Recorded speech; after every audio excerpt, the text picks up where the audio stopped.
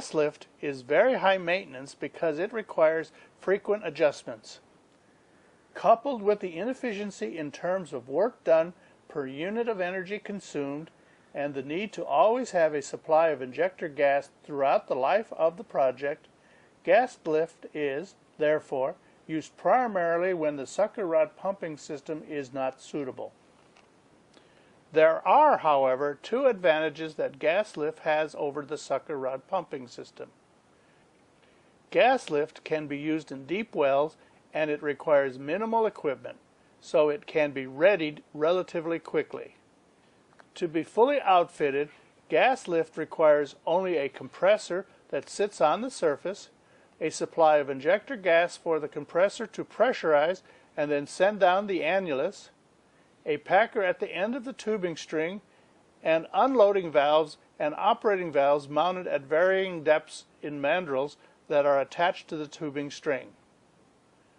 Once these pieces of equipment are installed, the gas lift is ready to be brought online. Let's look at an illustration of the gas lift assembly.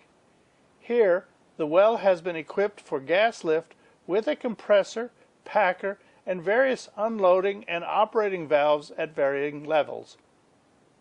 When put into operation, gas lift can be used to return a well to production by supplementing the natural lift.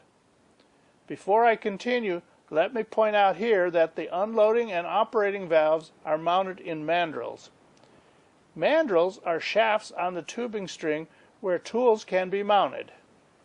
Their main functions are, number one, to help maintain the pressure on the injected gas in the annulus as it makes its way down to the bottom of the hole, and number two, hold the one-way valves that enable the compressed gas in the annulus to be injected into the tubing, but that also prevent oil from leaking back out into the annulus.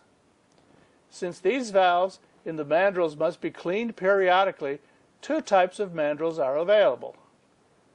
The first is called a conventional mandrel. It is run on tubing where the valves have already been set in place inside the mandrel.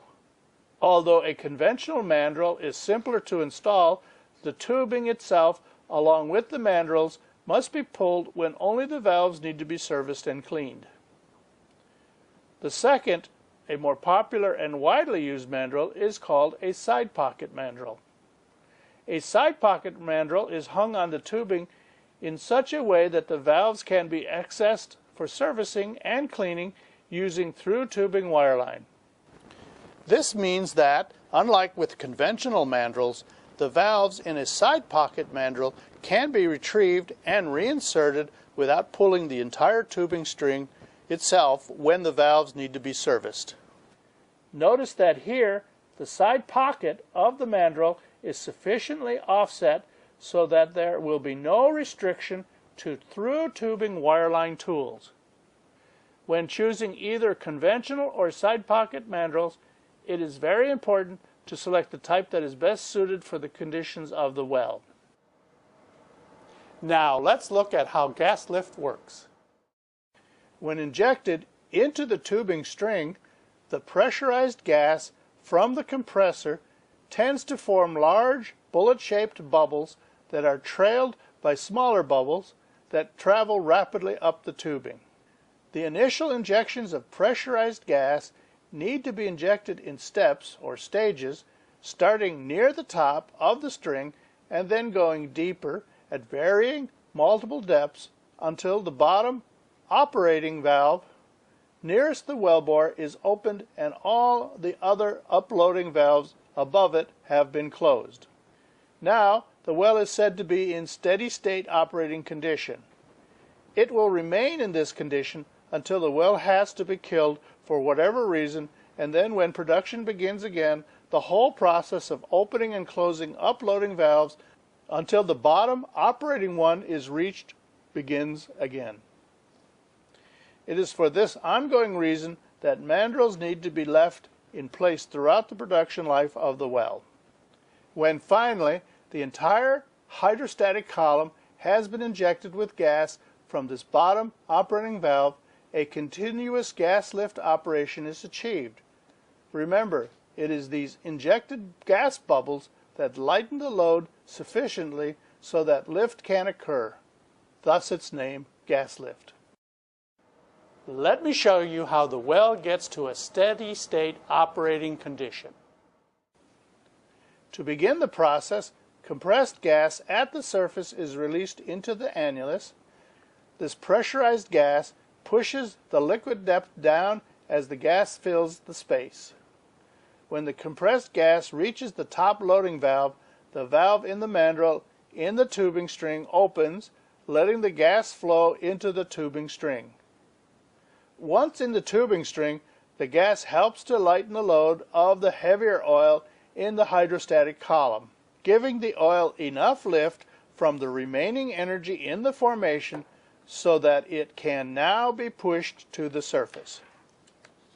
As more compressed gas is pumped into the annulus, the liquid level continues downward until it reaches the second unloading valve.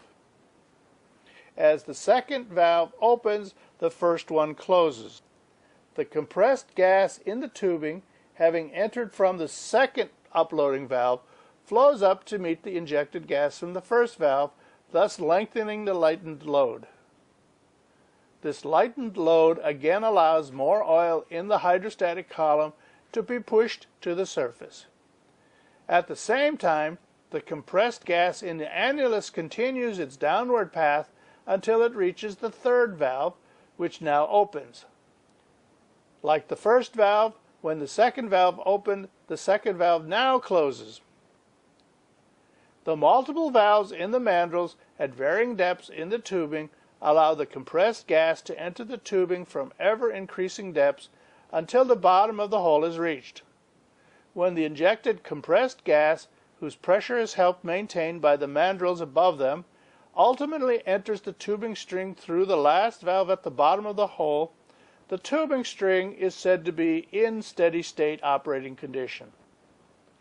Now with the column lightened with this pressurized gas, the reservoir pressure should be enough to push the oil in the tubing string throughout the entire hydrostatic column to the surface.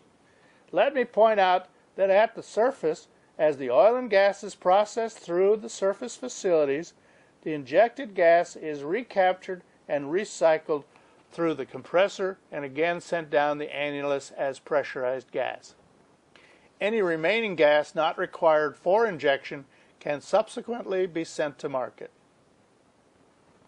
Most gas lift wells follow these basic steps to get to the steady state operating condition where continuous tubing flow lift is achieved. There are, however, other configurations that can be utilized under special circumstances. The first is known as intermittent lift. Intermittent means that the lift is not continuous. It comes and goes as conditions warrant. Used in low capacity wells, it requires only an intermittent valve on the surface. When a gas line is open for a preset period, a single large slug of gas is injected down the casing through the operating valve and into the tubing. Under the right circumstances, this procedure should be enough to lighten the load sufficiently so that the oil can overcome any hydrostatic pressure and begin flowing upward. The second type of gas lift is used in dual completed wells and is known as a dual gas lift. The final type of gas lift is reserved for large capacity wells and is known as annulus flow. Unlike regular gas lift that sends the compressed gas down the annulus, in annulus flow, the compressed gas is instead pumped into the tubing string where it is then sent through the valves to the annulus. To compare, the low-cost, low-maintenance sucker rod pumping system is more suitable for typical onshore wells, while the lighter, more easily installed gas lift system is used mostly offshore. There is a third method, however, that is best suited for wells that have high volume production. Known as electric submersible pumping, ESP, these sophisticated, high-performance devices are expensive to purchase, expensive to repair, and expensive to operate. Their use is, therefore, limited to high-volume applications, either onshore or offshore, where these costs can be justified. Water drive and water flood production with high water cuts are typical applications.